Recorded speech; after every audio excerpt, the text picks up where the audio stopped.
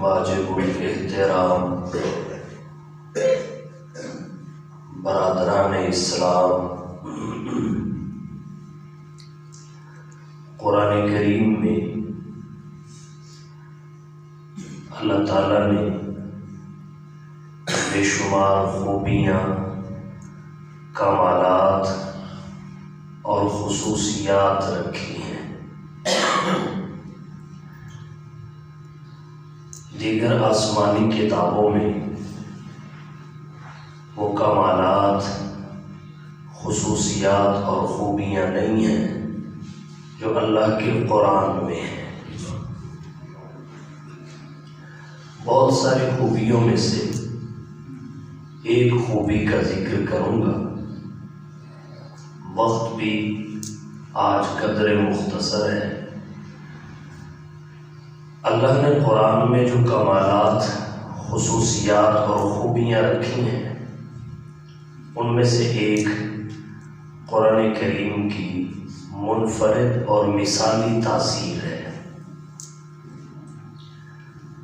قرآن کریم دلوں پر جو اثر ڈالتا ہے، سننے والوں کو جس قدر متاثر کرتا ہے، اس قدر کوئی کتاب متاثر نہیں کر سکی۔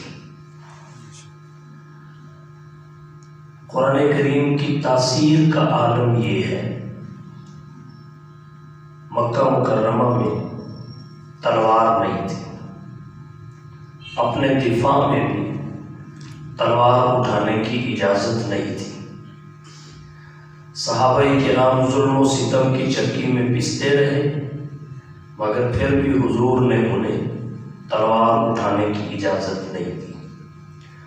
حضرت خباب رضی اللہ تعالی عنہ جناب نبی کریم صلی اللہ علیہ وسلم کی خدمت میں حاضر ہوئے اور عرض کیا، اللہ کے رسول، اب ظلم و ستم کی انتہا ہو چکی ہے، کوئی حکم فرمائیے۔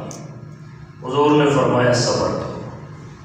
حضرت خباب پر ظلم ہوتا کتنا تھا، ان کا آقا انہیں دہکتے کوئلوں پر لٹا کر ان کے اوپر بیٹھ جاتا تھا، ان کی چربی کوئلوں سے پگھلتی تھی اور اس چربی سے کوئلے بجھتے تھے۔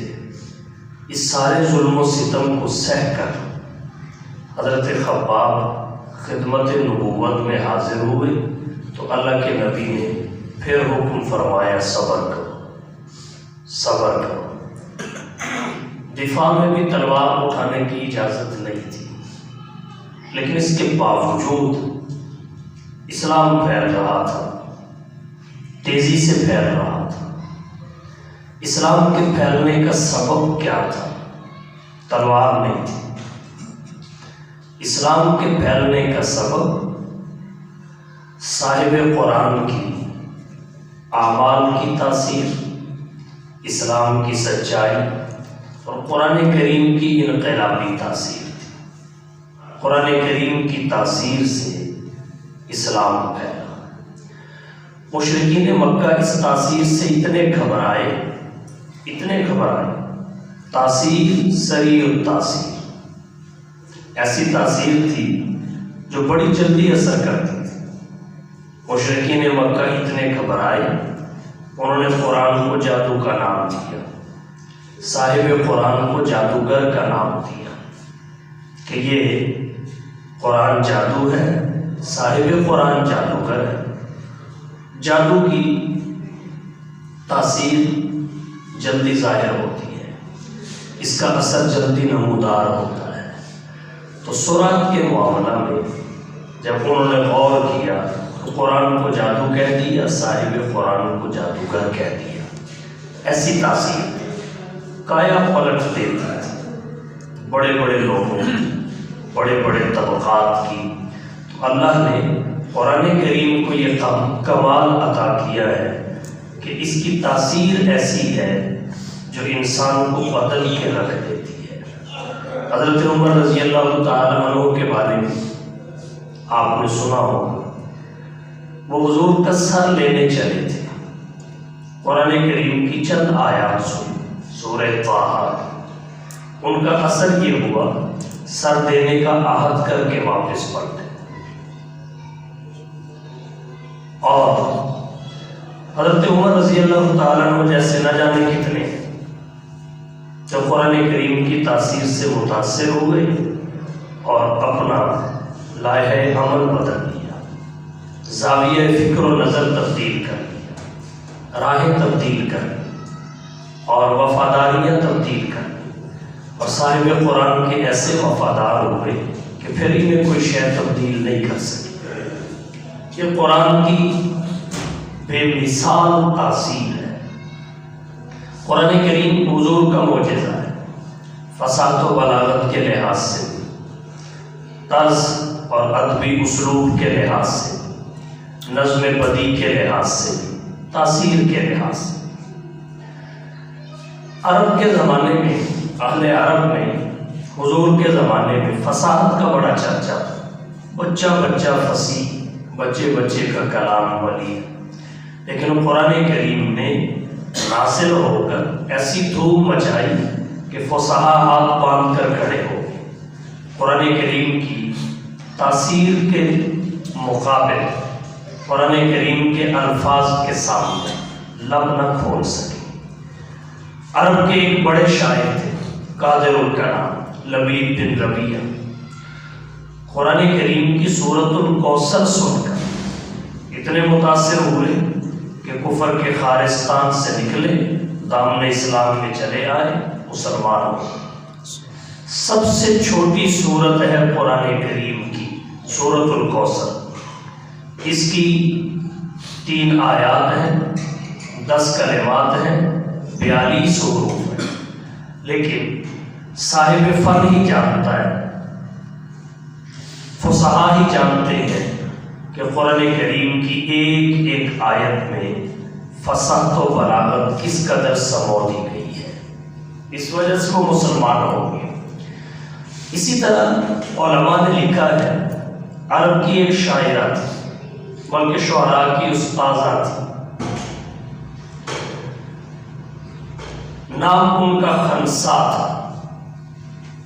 جب شاعری کی محافل ہوا کرتی تھی، مقابلے ہوتے تھے، وہ فیصلہ کرتی تھی، محاکمہ کرتی تھی، اس کے ایک شعر سے لوگ تڑپ جاتے تھے، اس کے اشعار سے لوگ اصولوں کو جنم دیتے تھے، شاعری کے اصول وضع کرتے تھے۔ قرآن کریم کی چند آیات سن اس قدر متاثر ہوئی کہ مسلمان ہو گئے۔ اس کے بعد پوری زندگی خنسا نے کبھی اشعار نہیں کہے، مدت العمر اشعار کہنا ترک کر۔ جب کسی نے پوچھا آپ تو بڑی شاعرہ ہیں، اشعار کیوں نہیں کہتے، تو انہوں نے بتایا وجہ یہ ہے، قرآن کریم کو پڑھنے اور سننے کے بعد مجھے اشعار کہتے ہوئے شرم آتی ہے۔ قرآن کی فصاحت کا لیول اتنا بلند تھا، فرمانے لگی اب مجھے اشعار کہتے ہوئے شرم آتی ہے۔ تو قرآن کریم نے لوگوں کی کایا پلٹ، زندگیاں بدلی، تاثیر ایسی۔ حبشہ کا بادشاہ تھا نجاشی، اصحاب عیسائی تھا مذہب کے لحاظ سے، اور اپنے مذہب پر پختہ تھا۔ مشرکین مکہ نے، سرداران قریش، جناب نبی کریم صلی اللہ علیہ وسلم کے صحابہ کو ستایا، ظلم و ستم کے بازار گرم کی۔ صحابہ کرام نبی کی اجازت اور حکم سے مکہ سے حبشہ کی طرف ہجرت کرنے لگے۔ جب ایک صحابہ کرام کا گروہ حبشہ میں پہنچا، وہاں حضرت جعفر طیار بھی اس جماعت میں شامل تھے۔ مشرکین مکہ کو پتہ چلا کہ صحابہ کرام کی کچھ تعداد مکہ سے حبشہ جا کر قیام پذیر ہو گئی ہے، وہاں رہنے لگے۔ انہیں خطرہ لاحق ہوا کہ وہاں انہیں ٹھہرنے کی جگہ بھی مل گئی، ان سے چھیڑ چھاڑ بھی نہیں، امن اور اطمینان سے رہ رہے ہیں، یہ کسی وقت بھی ہمارے لیے مسئلہ کھڑا کر سکتے ہیں۔ وہاں جا کر ان کو غیر مستحکم کیا جائے، بدنام کیا جائے۔ دوسرے لفظوں میں انہوں نے یہ مہم چلائی کہ انہیں واپس لایا جائے، یہ یہاں سے نکل کس طرح سکتے۔ ایک وفد گیا، اس وفد میں جا کر بادشاہ سے ملاقات کا وقت، جب ملاقات ہوئی تو بادشاہ کو کہا یہ بندے ٹھیک نہیں ہے، انہم یشتمون عیسیٰ و امہ، یہ تو حضرت عیسیٰ اور اس کی والدہ مریم کو گالی دیتے ہیں، برا بھلا کہتے ہیں، ان کے نظریات عیسیٰ اور ام عیسیٰ کے بارے میں درست نہیں ہے۔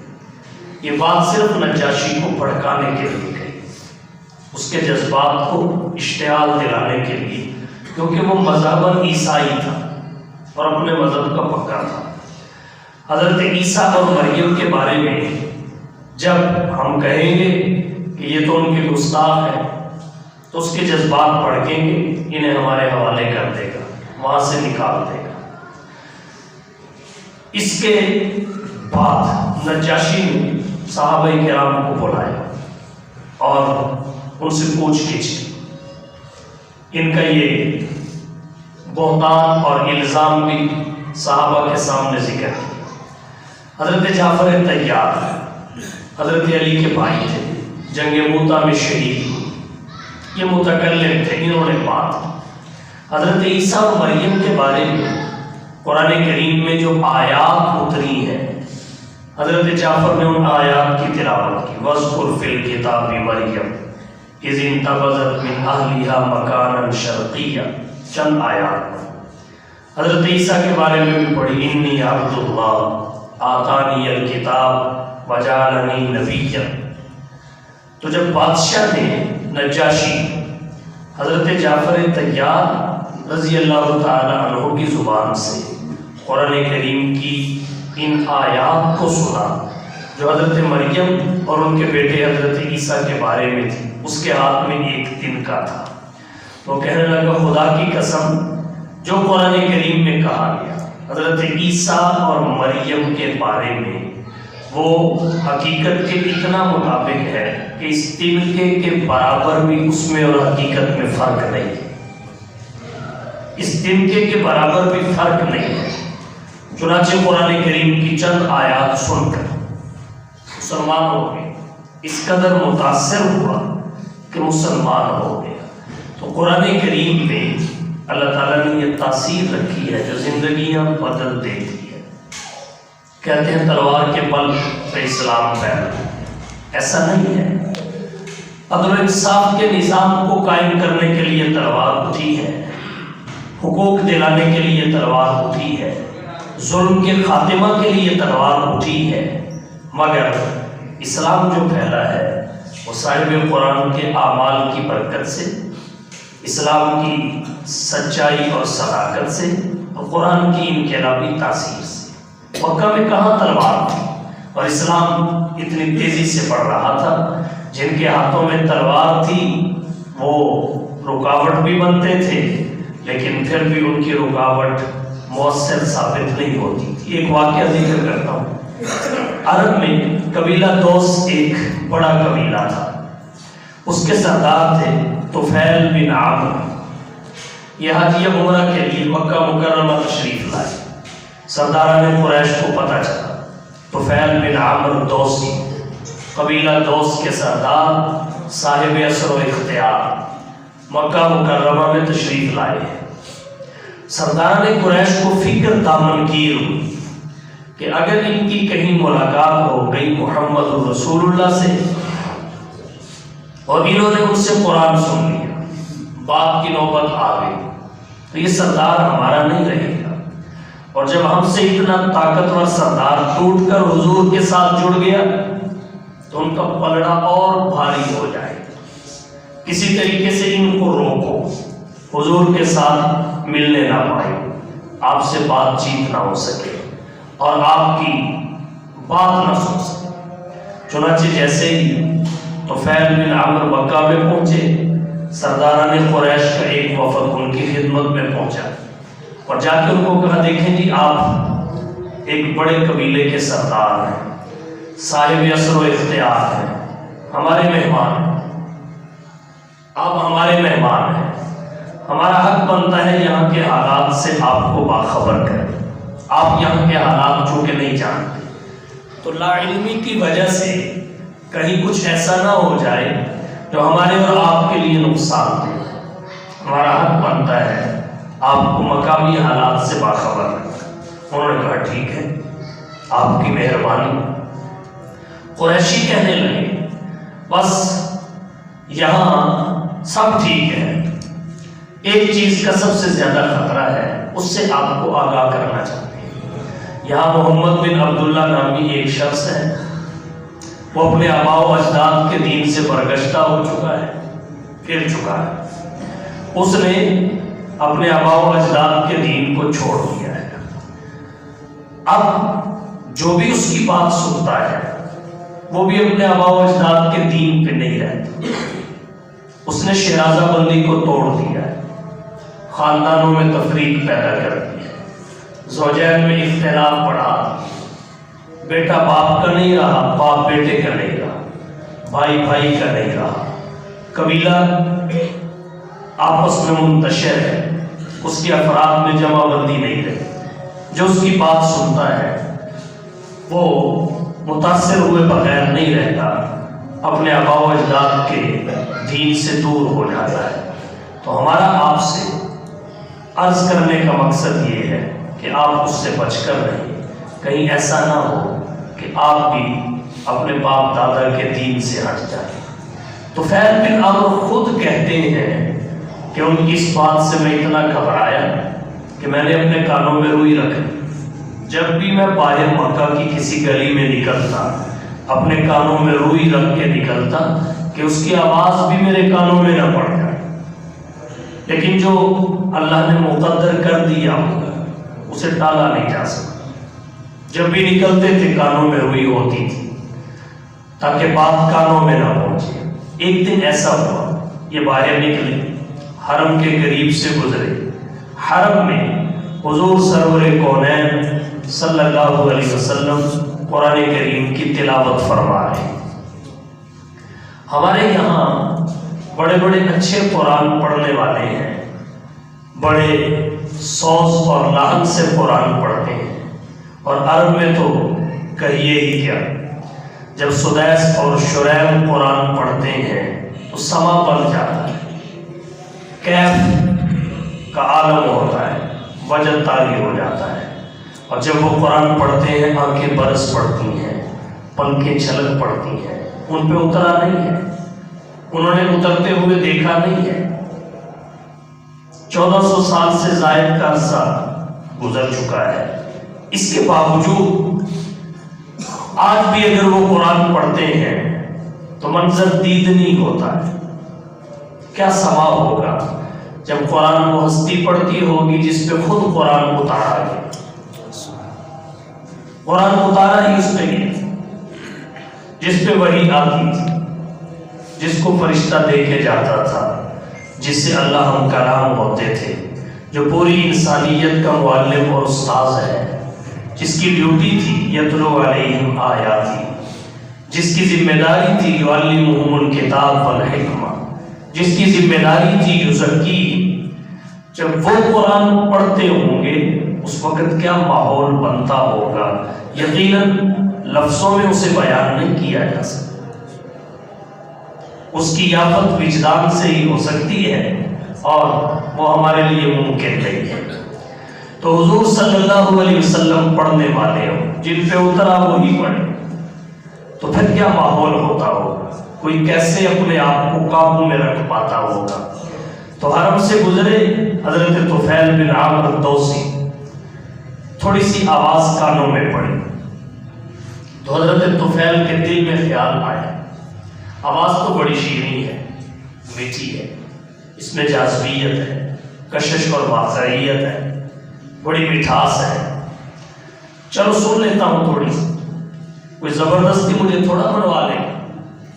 میں کلام کے محاسن اور عیوب کو بخوبی جانتا ہوں، مطالب اور مفہومات کو سمجھتا ہوں، تو کوئی اتنی آسان بات بھی نہیں کہ مجھے کوئی برگشتہ کر دے پھر تو ساری نکال روئی ساری نکال قرآن کریم سننے لگے. حضور صلی اللہ علیہ وسلم نے تلاوت موقوف کی. یہ آپ کی خدمت میں جا پہنچے. محمد آپ ہیں؟ حضور نے فرمایا جی محمد میں. مجھے آپ کے بارے میں جو باتیں بتائی گئی وہ صحیح ہیں؟ جی کیا بتایا گیا؟ اس نے بتایا مجھے تو یہ کہا گیا ہے ایسا ہے گھروں میں اختلاف پیدا ہو جاتا ہے, میاں بیوی میں تفریق ہو جاتی ہے, باپ بیٹے سے لڑ پڑتا ہے, بیٹا باپ سے لڑ پڑتا ہے, بھائی بھائی سے لڑ پڑتا ہے. یہ باتیں ہیں.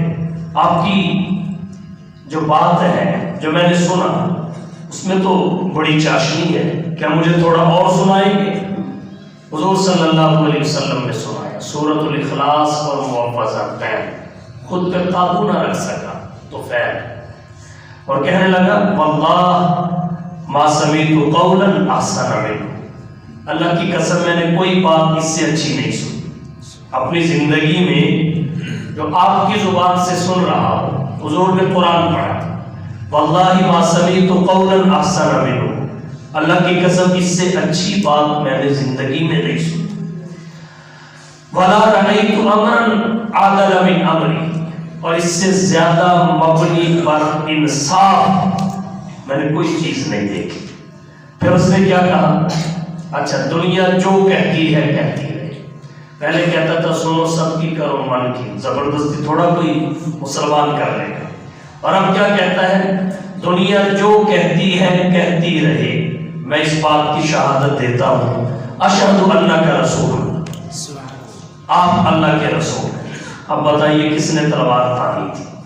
کون سا زور تھا؟ کون سا جبر تھا؟ کس نے مجبور کیا تھا؟ تاثیر تھی قرآن کی تاثیر تھی. انسان تو انسان رہے, جنات بھی اس سے متاثر.